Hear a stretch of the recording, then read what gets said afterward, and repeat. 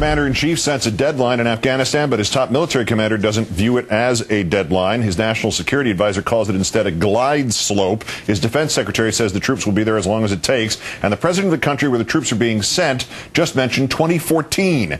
Our third story in the countdown, the president commits to a strategy while the Pentagon seems to move the goalposts. A week after President Obama laid out the plan to keep U.S. troops in Afghanistan through July 2011, at least the withdrawal would begin at that point, Defense Secretary Gates made a surprise visit to that country at a joint news conference with the Afghan President Hamid Karzai in Kabul. Mr. Gates reasserting there is realism on our part that it will be some time before Afghan forces can stand on their own. Our troops are here only as long as it takes to help you defeat your enemies. We will fight by your side until Afghan forces are large enough and strong enough to secure the nation on their own.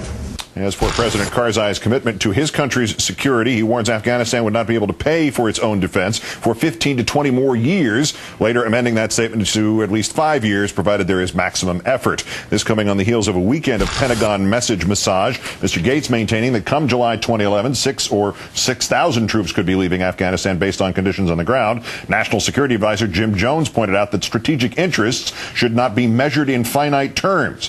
Meanwhile, on Capitol Hill, General Stanley McChrystal and the U.S. Ambassador to Afghanistan, Carl Eikenberry, testifying to the House and Senate Armed Services Committees. Ambassador Eikenberry saying the July 2011 timeline is a very good forcing function to get the Afghans to stand up. As for General McChrystal, he says he'll know within the next 18 months if the troop buildup was enough and whether the president's deadline will be met.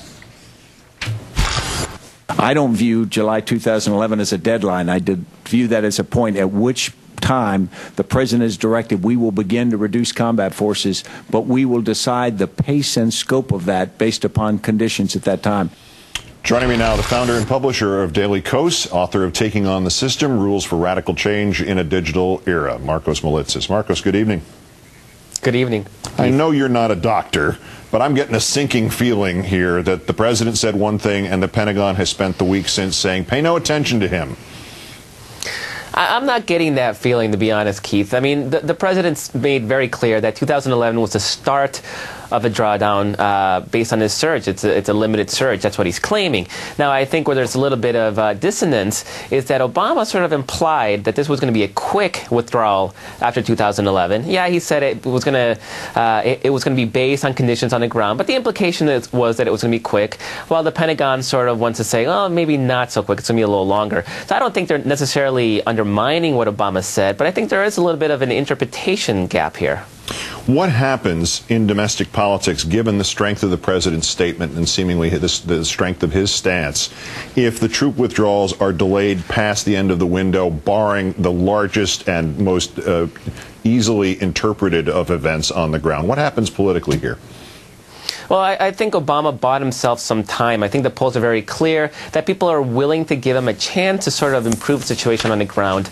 But the implication or the assumption has always been that once they've had a chance to sort of surge and pacify things on the ground, that we're going to get our boys and girls home safe and sound to their families. And if that doesn't happen relatively quickly after that initial pullout date, I think people are going to start getting really restless, and it's going to have implications for his reelection campaign.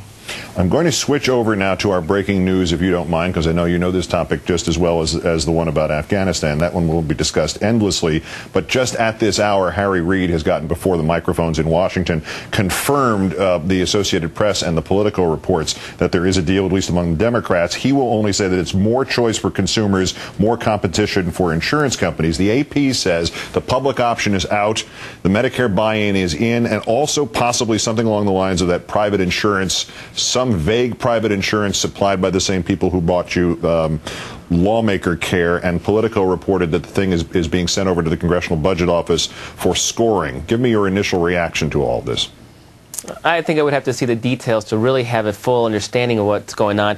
But I've been under the assumption for a while that the Senate is a non-functioning governmental body. It cannot do its job, which is to reform and improve the lives of Americans. It is broken. It is completely bought and paid for by the insurance companies. And I think it's indicative that we just found out today that the insurance companies are claiming victory on this battle. Supposedly not over. They're already claiming victory because you're going to have a mandate forcing people to buy their crappy products with few restrictions on their ability to do the sort of business practices, the unethical business practices that have created this problem in the first place.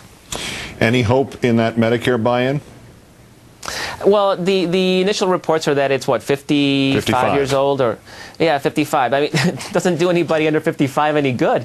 And in fact, what it seems to do is it takes away some of the most expensive potential customers for the insurance companies, the older, and gives them, basically fobs them off to the government. So we need something that applies to all Americans, not just the elderly. Marcos Malitsas of Daily Kos, great thanks for your time tonight.